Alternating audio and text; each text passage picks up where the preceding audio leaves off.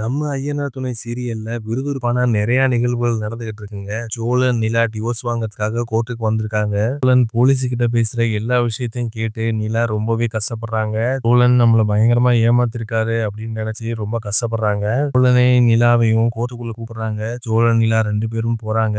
அப்ப ஜட்ஜ் அம்மா இவங்களோட கேஸ் விஷயத்தை எல்லாத்தையும் எடுத்து பார்த்து ஆல்ரெடி 2, 3 தடவை ஹியரிங் போயிருக்கீங்க. இந்த தடவை எதுவும் மனமாற்றம் நிகழ்ந்திருக்கா? 2 பேரும் சேர்ந்து ஒன்னா வாழலாம் எதுவும் முடிவு எடுத்திருக்கீங்களா அப்படின்னு கேக்குறாங்க. சோழன் ரொம்ப சந்தோஷமா நிலாவை பாக்குறாரு. உடனே நிலா, இல்லங்க நாங்க 2 பேரும் டிவோர்ஸ் வாங்கிடலான்னு 2 பேரும் முடிவெடுத்திருக்கோம் அப்படின்னு சொல்றாங்க. அதை கேட்ட உடனே சோழனுக்கு செம ஷாக்கிங்கா இருக்குங்க. சோழன் நிலா கிட்ட, என்ன நிலா இப்படி சொல்லிட்ட அப்படின்னு சொல்லி கேக்குறாரு. எனக்கு டிவோர்ஸ் வேணும் சோழன், உங்ககிட்ட தான் வாழ முடியாது அப்படின்னு சொல்றாங்க. சோழனால அதுக்கு மேல மறுவார்த்தை பேசவே முடியலங்க. சோழன் கண்ணெல்லாம் கலங்கி அமைதியாயிட்டாரு. ஜட்ஜ் அம்மா நிலா சொல்றத கேட்டு டிவோர்ஸ்ட்னு செயலே குத்திட்டாங்க. அவ்வளவுதாங்க, நிலாவுக்கும் சோழனுக்கும் டிவோர்ஸ் ஆயிடுச்சுங்க.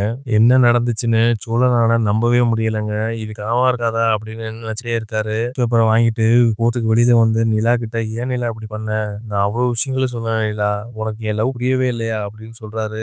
செம கோவத்தோட முறைச்சு பாக்குறாங்க.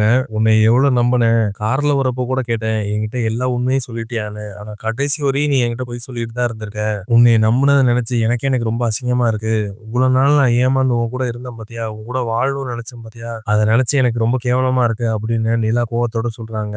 என்ன நிலா சொல்ற, எனக்கு ஒண்ணுமே புரியல, நான் என்ன போய் சொன்னேன், நான் எல்லா உண்மையும் உன்கிட்ட சொல்லிட்டேன் நிலா அப்படின்னு சோழன் கெஞ்சி பாக்குறாரு. சோழன் பேச பேச நிலாவுக்கு கோவம் இன்னும் அதிகமாயிட்டே இருக்குங்க. நிலா சோழன் கிட்ட, சீ நீ இவ்வளவு நடந்தும் நீ திருந்தவே இல்ல, நீ போலீஸ் கிட்ட பேசின எல்லாத்தையும் நான் கேட்டேன், நீ என்னை எப்படிலாம் ஏமாத்தினேங்கிறத நான் முழுசா தெரிஞ்சுக்கிட்டேன், அதெல்லாம் தெரிஞ்சுக்கிட்ட பிறகு உன் கூட வாழ சொல்றியா அப்படின்னு நிலா சோழனை பார்த்து கேக்குறாங்க.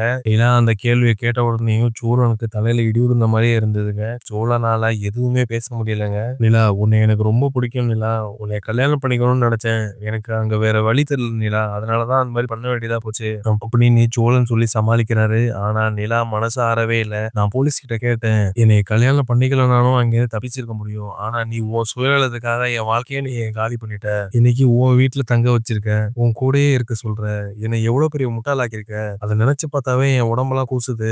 இனி அவ்வளவுதான், இனி என்னால உன் கூட எல்லாம் இருக்க முடியாது.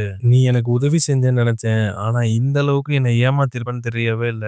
எனக்கு ரொம்ப அசிங்கமா இருக்கு சோழன், இனி என் வாழ்க்கையில உன் முகத்திலேயே முழிக்க கூடாதுன்னு நினைக்கிறேன் அப்படின்னு சொல்லிட்டு கோவமா நிலா வீட்டுக்கு கிளம்பிடுறாங்க. அங்க சேரன் சந்தோஷமான முடிவா இருக்கும்னு எதிர்பார்த்து வீட்டுல வெயிட் பண்ணிக்கிட்டு இருக்காரு. இதுதாங்க அடுத்த வாரம் நடக்க போறது. மறக்காம சீரியல் எக்ஸ்பிரஸ் சேனலை சப்ஸ்கிரைப் பண்ணி